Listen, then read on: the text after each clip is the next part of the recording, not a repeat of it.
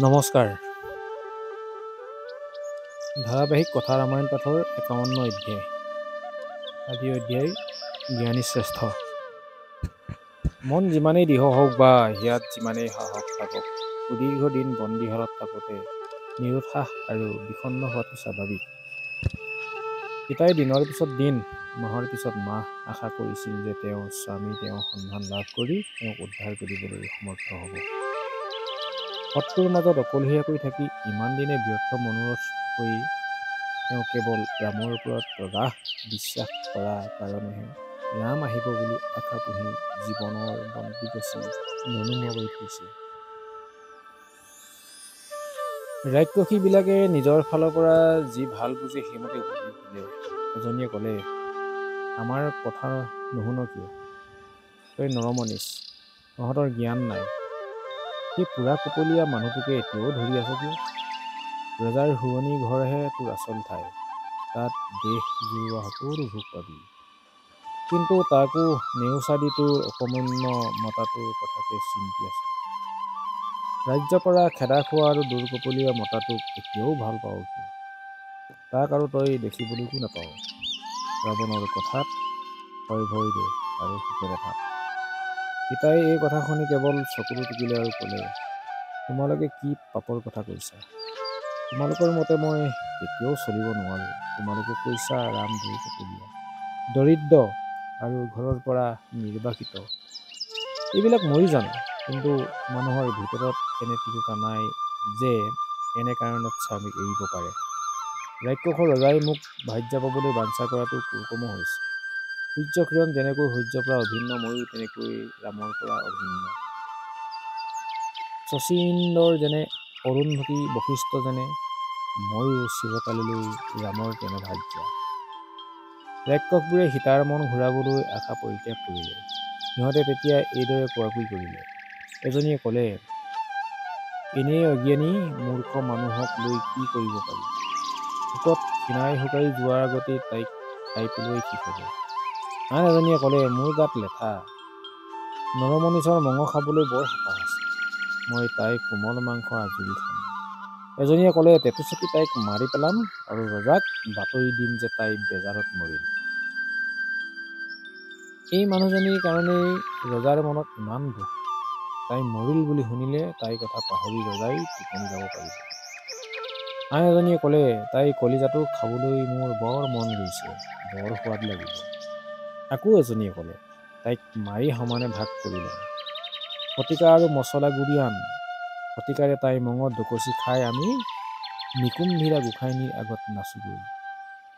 ৰাক্ষসবোৰৰ ভয়ংকৰ ৰূপ দেখি আৰু সিহঁতৰ নিৰ্দয় কথা শুনি সীতাই হুৰাহুৰে কান্দিবলৈ ধৰিলে। তেওঁ হাস লোভ পালে আৰু প্ৰকৃতিৰ জয় হ'ল। তেওঁ শিশুৰ দৰে কান্দিবলৈ ধৰিলে, কিন্তু উচুপি থাকোঁতেই মন অবিচলিত হৈ ৰামত থাকিল।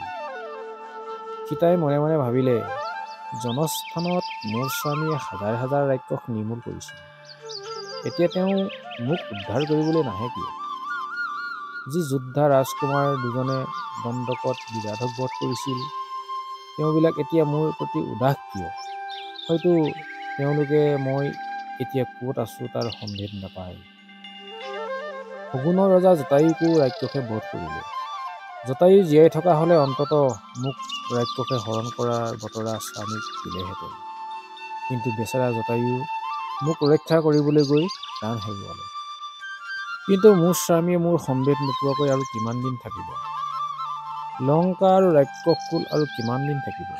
লংকাৰ প্ৰতি ঘৰতেই ৰাক্ষসৰ বিধৱাবিলাকে স্বামীৰ কাৰণে অতি সুখে বিলাপ কৰিব ইধুক।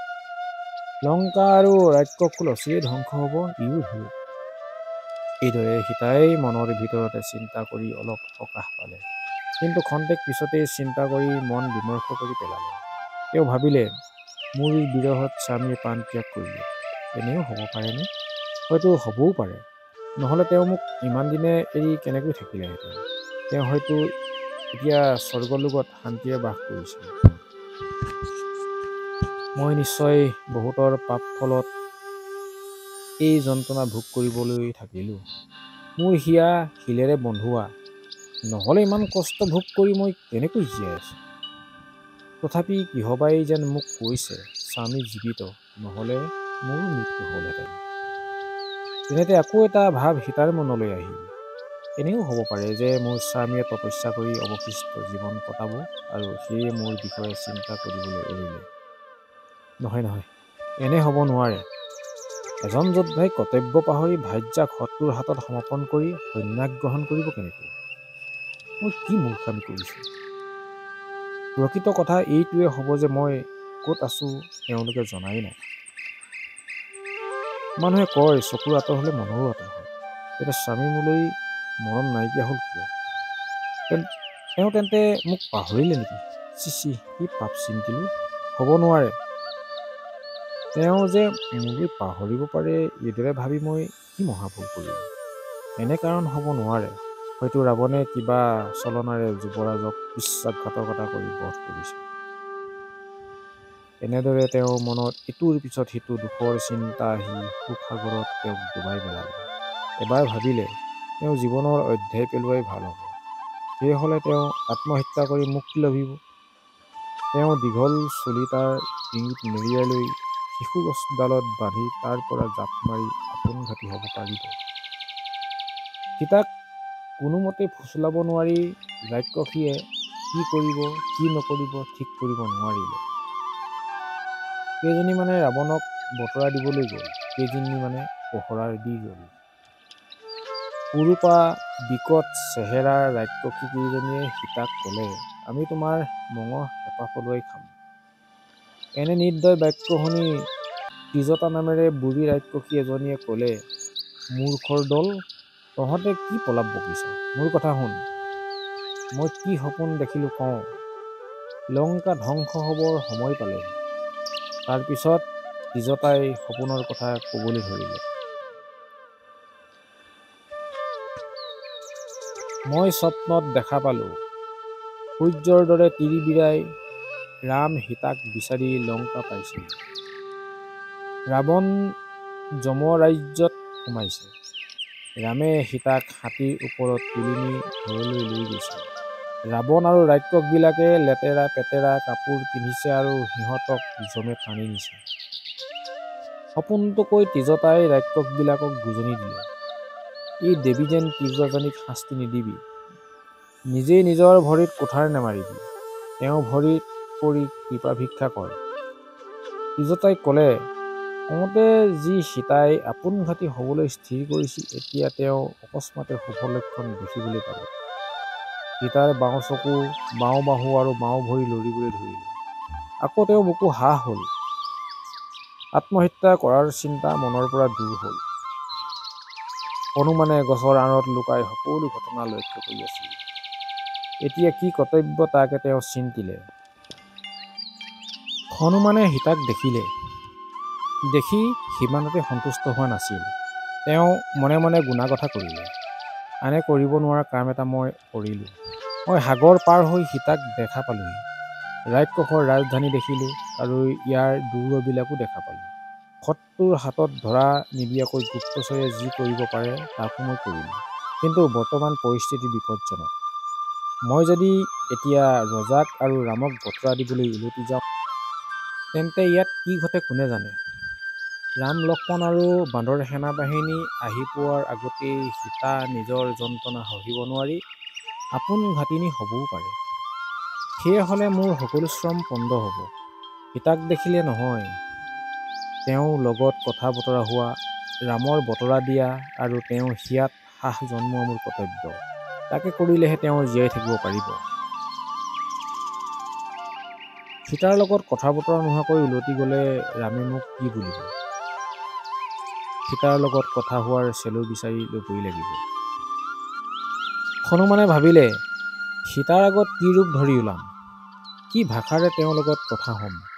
অকস্মাতে যদি এটা বান্দৰে তেওঁৰ লগত অশোক বনত কথা কয়, তেন্তে সীতাই নিশ্চয় সন্দেহ কৰিব যে ৰাৱণে আকৌ নতুন উপায়েৰে ছল চক্ৰান্ত কৰিছে।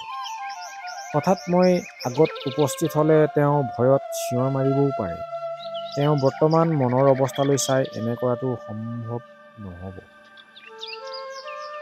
চিঞৰ শুনিবলৈ পালে পহৰা দি থকা এতিয়া নাক ঘূৰাই শুই থকা ৰাক্ষসীবিলাকে সাৰ পাই মোক দেখা পাব।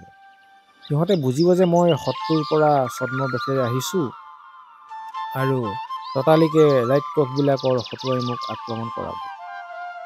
তেতিয়া এখন ডাঙৰ যুঁজ হ'ব।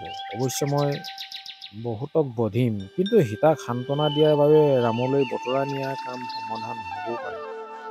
কিয়নো মোক সিহঁতে ধৰি বন্দী কৰি থ'বও পাৰে। এনে কৰিলে নহ'ব। যুঁজত কৃতকাৰ্য হ'লেও বা তাৰ পৰা পৰিত্ৰাণ পালেও মোৰ অংগক্ষত হ'ব পাৰে আৰু সাগৰ পাৰ হ'বলৈ মোৰ শক্তি নাথাকিবও পাৰে। তেনেহ'লে সীতাক দেখা পোৱাৰ লাভ কি হ'ল? ততাতৈয়াকৈ জ্ঞানীয়ে কাম নকৰে। প্ৰধান কৰ্তব্য কি তাকো সুঁৱৰি থাকিব লাগে।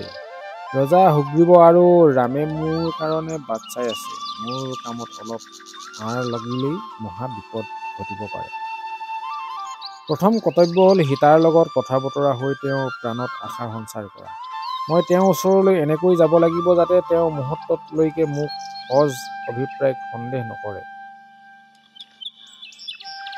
বাৰু, তেন্তে মই মৃদুক কণ্ঠৰে আৰু সৰুকৈ অথচ সীতাই শুনিবলৈ পোৱাকৈ ৰামৰ কাহিনী আৰু গুণাৱলী কীৰ্তন কৰিম। তেতিয়া তেওঁ প্ৰাণত উৎসাহ পাব আৰু মোক সন্দেহ নকৰি বিশ্বাস কৰিব। এইদৰে মই অগ্ৰসৰ হ'ব পাৰিম। এনেকৈয়ে গুণাগথা কৰি তেওঁ লুকাই থকা গছৰ ডালৰ পৰা সৰু সৰুকৈ ৰাম ৰাম সুমধুৰ নাম কীৰ্তন কৰিলে।